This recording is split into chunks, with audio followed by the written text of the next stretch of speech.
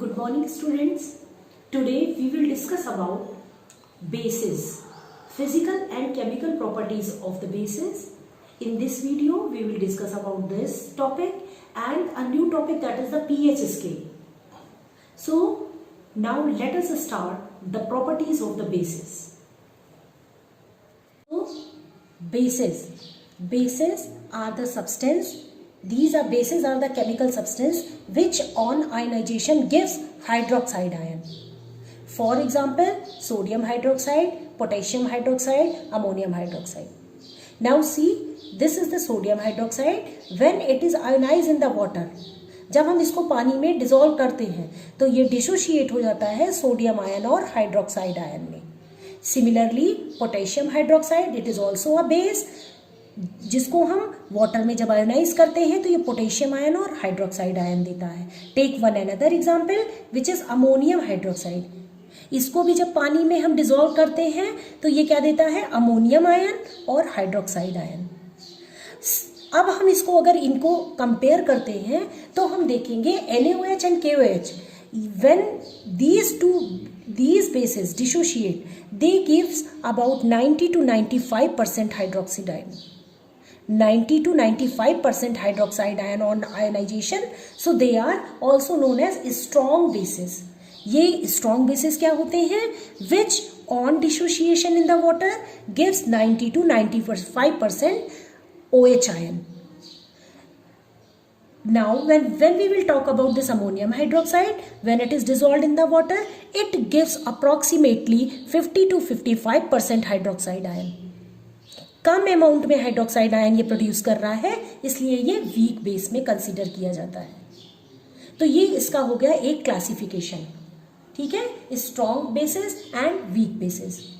Now another topic is acidity of the base. Bases which on dissociation give one OH ion are known as monoacidic base. Similarly, bases which on dissociation gives two OH ion, they are known as diacidic base. Similarly, this aluminum hydroxide, it produces 3 OH ion on dissociation or on ionization, so it is triacidic base.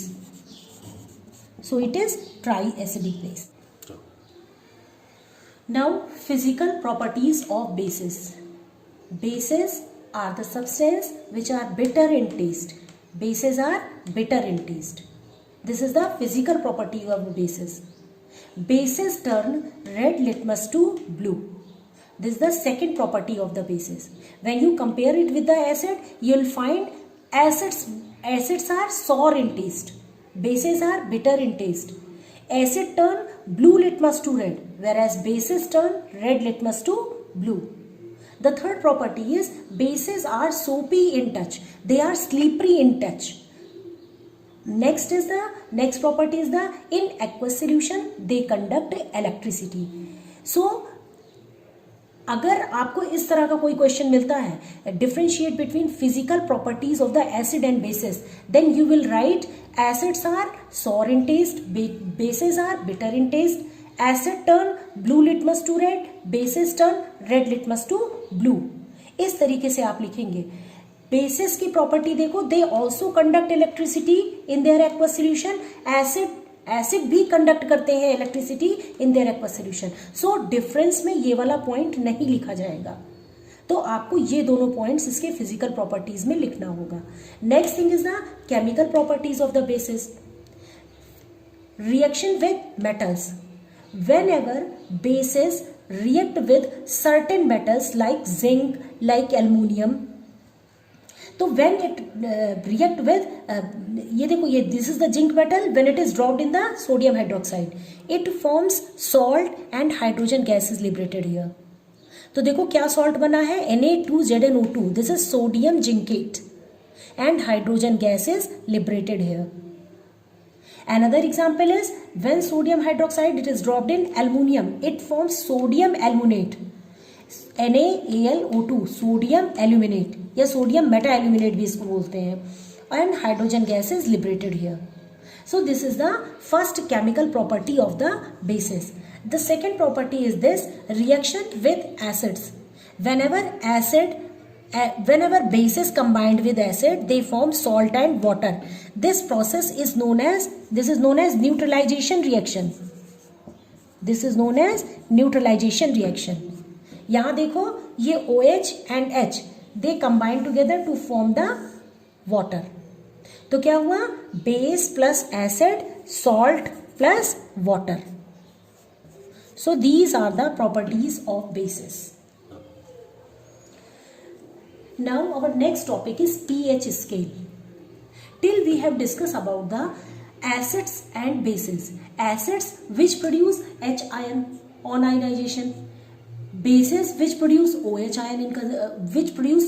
ion on ionization, strong acids which produce larger number of H ion, whereas weak acids are those which produce lesser number of H ion. So the question is how we will compare about which acid is strong, which is stronger and which is strongest. So to find the answer of this question, there was a scientist named Sorensen. He discovered the pH scale. pH scale. This is the pH scale, and in this pH scale there are certain digits are given. इसमें देखो 0 से 7 तक और फिर 7 onward it is 14. तो if the pH is 7, the substance is neutral. जितने भी neutral substance होंगे उनका pH 7 होगा. जैसे वाटर न्यूट्रल होता है तो उसका pH क्या होता है 7. अगर हम 7 if we move below 7 तो यहाँ से 4 तक जब हम आएंगे तो ये कैटेगरी होती है वीक एसिड्स की. 7 से जब हम 0 की तरफ जाते हैं तो ये एसिडिक नेचर को इंडिकेट करता है, और 7 से जब हम आगे बढ़ते हैं 14 तक जाते हैं तो ये बेसिक नेचर को इंडिकेट करता है. एसिडिक वीक एसिड्स वो होते हैं जिनका पीएच लाई करता है 4 और 7 के बीच में, और स्ट्रॉन्ग एसिड्स वो होते हैं जिनका pH is lesser than 4 to 0. Once a question was asked कि if the pH is 0 तो what will be the nature? It is most acidic. तो देखो यहां से हम देखें 7 से अगर हम 10 तक जाते हैं तो ये एक वीक बेस होता है, और अगर हम 10 से आगे जाते हैं 14 तक तो ये हो जाता है स्ट्रॉन्ग बेसिस. तो स्ट्रॉन्ग बेसिस का कोई क्वेश्चन होगा तो उसमें हम क्या देखेंगे कि उसका पीएच कितना है. अगर पीएच 11 से 14 के बीच में रेंज कर रहा है तो ये स्ट्रॉन्ग बेसिस होंगे, और अगर पीएच 7 से 10 के बीच में रेंज कर रहा है तो ये वीक बेस होंगे.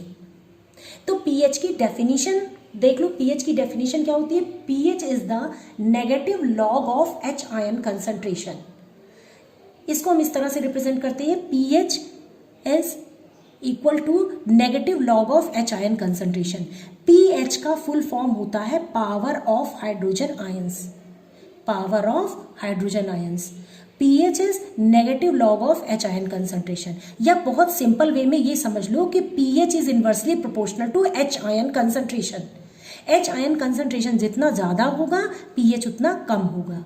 फॉर एग्जाम्पल देखो, अगर H आयन कंसंट्रेशन 10⁻⁻1 है तो इसका pH 1 होगा, और अगर pH 1 है तो इसका नेचर क्या होगा? यहां से देखो ये चार्ट तुम देखोगे तो 1 pH पे क्या है? Strong acid. ठीक है, हम इस तरीके से इसको फाइंड आउट करते हैं. If the pH is 10⁻⁻4, if the H ion concentration is 10⁻⁻4 तो पीएच कितना होगा? 4. तो ये कैसा नेचर इसका होगा? ये वीक एसिड होगा. ऐसे ही और समझ लो, अगर पीएच इसका आ रहा है 10 या 9.5 पीएच है तो क्या होगा? ये बेसिक नेचर होगा. कैसा बेस होगा? Weak base. अगर इसका pH 13 आ रहा है तो ये कैसा बेस होगा? ये होगा स्ट्रॉन्ग बेस. तो इस तरीके से pH के ऊपर हमको इस तरीके से हम pH चेक करते हैं. Now pH in our digestive system.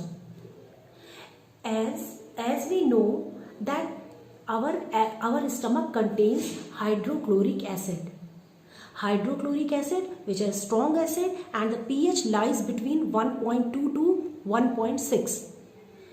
इसमें देखो क्या होता है कि अगर इसका pH 1.2 है या 1.6 है, तो इससे हमें क्या पता चल रहा है कि इसका नेचर क्या है, strongly acidic. And this HCl, इसके बहुत सारे रोल्स होते हैं हमारे डाइजेशन में, like it changes the medium of the pH। Mouth का pH हमारा बेसिक होता है, और जब हमारा स्टमक में आता है फूड तो ये क्या करता है, एसिडिक मीडियम प्रोवाइड करता है। HCl it kills the bacteria. और भी होता है इसका एक रोल, इसका ये भी होता है कि ये पेप्सिन, एक एंजाइम होता है जो कि डाइजेशन करवाता है प्रोटीन का, वो पेप्सिनोजन के फॉर्म में, इनएक्टिव फॉर्म में हमारे स्टमक में पाया जाता है, उसको ये एक्टिव फॉर्म में कन्वर्ट करवाता है। तो ये कुछ रोल्स होते हैं HCl के हमारे डाइजेस्टिव सिस्टम में।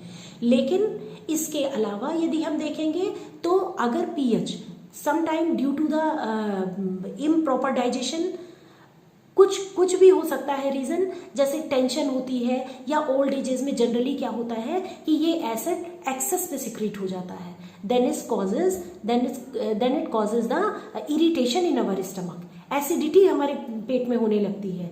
तो उस केस में अगर एसिड यहाँ पर सिक्रीट हो रहा है तो इस एसिड को, इसकी एसिडिटी को रिमूव करने के लिए हम जो ड्रग्स लेते हैं उन्हें हम कहते हैं एंटासिड।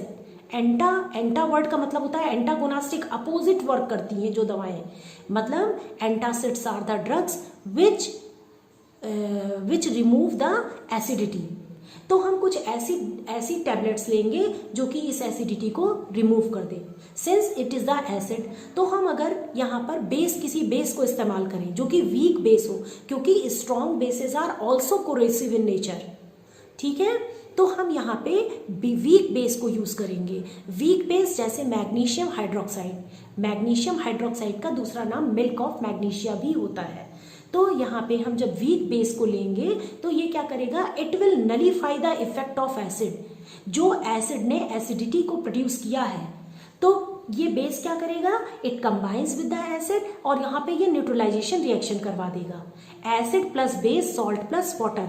तो अगर एसिडिटी हो रही है तो हम कौन सी ड्रग्स लेंगे, यहाँ पे कौन सी दवाएं हम लेंगे, जिनको हम कहते हैं एंटासिड। एंटासिड क्या होती है, विच रिमूव द एसिडिटी। तो ये बेसिस क्या करेंगे, एसिड के साथ कंबाइन करके और सॉल्ट और वाटर वहाँ पे प्रोड्यूस कर देंगे। तो ये रोल होता है, ये हम pH का रोल हमारे डाइजेस्टिव सिस्टम में इस तरीके से हमें समझ में आएगा। Now the second one is pH change as the cause of tooth decay. देखो, हमें बचपन से ही एक वर्ड पढ़ाया जाता है कि we should brush twice a day. क्या मतलब है इसका, क्यों कहते हैं, क्यों सजेस्ट करते हैं कि 2 बार हमें ब्रश करना चाहिए, रात को सोने से पहले भी ब्रश करना चाहिए, डेंटिस्ट क्यों सजेस्ट करते हैं। देखो, when ever any food particle is left in our mouth, जब हमने कुछ भी खाया और खाने के बाद हमने उसको वॉश किए, हम सो गए, तो क्या होगा, इस फूड पार्टिकल के ऊपर बैक्टीरिया एक्ट करेंगे और वो क्या करेंगे, इसमें ये जो ग्लूकोज है उसको ब्रेक डाउन कर देंगे। तो उससे क्या हो जाएगा, एसिडिक मीडियम, हमारे माउथ का मीडियम एसिडिक हो जाएगा। और ये एसिडिक मीडियम अगर ये 5.5 pH से नीचे जाता है तो ये हमारे टीथ के ऊपर जो हार्डेस्ट सब्सटेंस होता है, जिसको हम इनेमल बोलते हैं, उस इनेमल को करोड करने लगता है। उसमें क्या करने लगता है, उसको करोड करने लगता है, उसको खराब करने लगता है, ठीक है। तो इस तरीके से टूथ डिके हो जाता है हमारे दांत में। टूथ डिके का क्या कारण है, when ever any food particle is left in the mouth, bacteria, हमें पता है कि जब हम मुंह खोलते हैं तो सैकड़ों बैक्टीरिया अंदर जाते हैं, तो ये बैक्टीरिया क्या करेंगे, they will act on the food particle left in the mouth और उस ग्लूकोज का ब्रेक डाउन कर देंगे, उससे एसिडिक मीडियम प्रोड्यूस होगा। और ये acidic medium when it falls, जब इसका pH 5.5 से नीचे जाएगा तो ये हमारे बॉडी का जो हार्डेस्ट सब्सटेंस इनेमल होता है, जो दांत के ऊपर होता है इनेमल, इस इनेमल में कोरोड करने लगता है, ठीक है। तो ये एक pH चेंज का एक ये एग्जाम्पल है। Next example is pH of the soil. बेटा देखो, सॉयल का pH अगर न्यूट्रल है तभी उसमें प्लांट ग्रो करेगा। अगर ये मीडियम बिकम्स टू एसिडिक और इट बिकम्स टू बेसिक तो उसमें प्लांट्स की रूट्स खराब हो जाती हैं, ठीक है। वो रूट्स जो होती हैं, क्या होती हैं, pH चेंज हो जाता है तो वो रूट्स सड़ जाती हैं, ठीक है, तो इसलिए हमें पीएच उसका 7 ही रखना होता है। अब देखो, अगर the pH of the soil becomes acidic, ठीक है, अगर एसिडिक ही इसका मीडियम हो जाता, बहुत सारे सेवरल रीजंस आर देयर, क्योंकि तुमने एसिड रेन के बारे में सुना होगा। एसिड रेन जो HNO3 और H2SO4 जब एटमॉस्फेयर में जाता है और ये रेन के साथ फॉल होता है तो भी ये एसिडिक रेन होती है। तो ये एसिडिक रेन है, या number of reasons are there. तो ये क्या करती हैं, हमारी रूट को, प्लांट्स के रूट्स को डिस्ट्रॉय कर देती हैं। तो इस पीएच को अगर हमें न्यूट्रल करना है, क्योंकि ये एसिड है, तो हम इसमें क्या मिलाएंगे, बेस मिलाएंगे। तो बेस कौन सा मिलाएंगे, वीक बेस मिलाएंगे। इसमें हम वीक बेस जैसे कि स्लैट लाइम, जैसे कि लाइम स्टोन, इन सबको हम इसमें, देखा होगा आपने कि खेतों में क्या करते हैं, सफेद रंग का एक पाउडर डालते हैं, ठीक है, तो वो क्या होता है, बेस होता है। जब सॉइल एसिडिक हो जाती है तब हम उसमें बेस डाल के उसको न्यूट्रल कर देते हैं। इसी तरीके से अगर सॉइल हमारी एसिडिक है तो हमने बेस डाल के इसको न्यूट्रल कर दिया है। अब देखो, अगर सॉइल हमारी बेसिक हो गई है, सेवरल फैक्टर्स आर देयर, उन फैक्टर्स के बारे में हमें स्टडी नहीं करना है, लेकिन अगर हमारी सॉइल बेसिक हो गई है तो उसको हम क्या करना है, न्यूट्रल करना है। तो बेस को न्यूट्रल करना, तो हम उसमें एसिड मिक्स करेंगे। अब हम इसमें एसिड तो डाल नहीं सकते, नहीं तो प्लांट्स की रूट सड़ जाएंगी, खराब हो जाएंगी, डिस्ट्रॉय हो जाएंगी। तो इस केस में हम क्या डालते हैं, ह्यूमस डालते हैं, जो नेचुरल फर्टिलाइजर होता है ह्यूमस। वो ह्यूमस लार्ज अमाउंट में हम सॉइल में स्प्रेड करवा देते हैं। तो वो ह्यूमस का नेचर एसिडिक होता है, तो जो बेसिक नेचर सॉइल का है, तो base plus acid, salt plus water, आपको पता है ये न्यूट्रलाइजेशन करवाने के लिए हमें किस चीज़ की ज़रूरत पड़ती है, ऑपोजिट कंपोनेंट की ज़रूरत पड़ती है। तो इस तरीके से हम सॉइल का pH of the soil we will maintain in such a way. The next thing is, एक चीज़ और मैं यहाँ पर ऐड करना चाहूँगी। देखो, कभी कभी तुमने देखा होगा कि जो ये रेड आंट होती हैं, है ना, वो स्टिंग करती हैं, वो हमें काट लेती हैं तो हमें इरिटेशन होने लगता है। या आप देख लो, जब मधुमक्खी होती है, हनी बी, वो भी जब हमें स्टिंग करती है तो क्या होता है कि उसकी वजह से भी हमें इरिटेशन होने लगता है। They contain these two insects, they contain formic acid. Formic acid, देखो पीछे नाम के क्या लिखा हुआ है, एसिड, फॉर्मिक एसिड, HCOOH। तो ये फॉर्मिक एसिड जो है, इसके इफेक्ट को हम न्यूट्रलाइज करने के लिए क्या करेंगे, बेस लगाएंगे यहाँ पे। बेस जैसे कि ये सोडियम बाइकार्बोनेट जो होता है, उससे आप रब कर दो तो ये न्यूट्रलाइज कर देता है इसके इफेक्ट को। सिमिलरली ततैया भी आपने देखा होगा, ततैया का भी जो डंक लगता है उसको वेस्प बोलते हैं। तो वेस्प जब स्टिंग करता है तो हमें क्या करना होता है, वेस्प कंटेन्स बेस। तो वहां पे अगर वेस्प ने इसको स्टिंग किया है, डंक लगा है वेस्प का, तो हम उसमें क्या लगाएंगे, acid, like lemon, the acid present in lemon, citric acid. अगर हम वहां पे लेमन रब कर देंगे तो ये बेस के इफेक्ट को न्यूट्रलाइज कर देगा। तो ये पीएच का रोल हमारे डेली लाइफ में कुछ एग्जांपल्स ये रहे।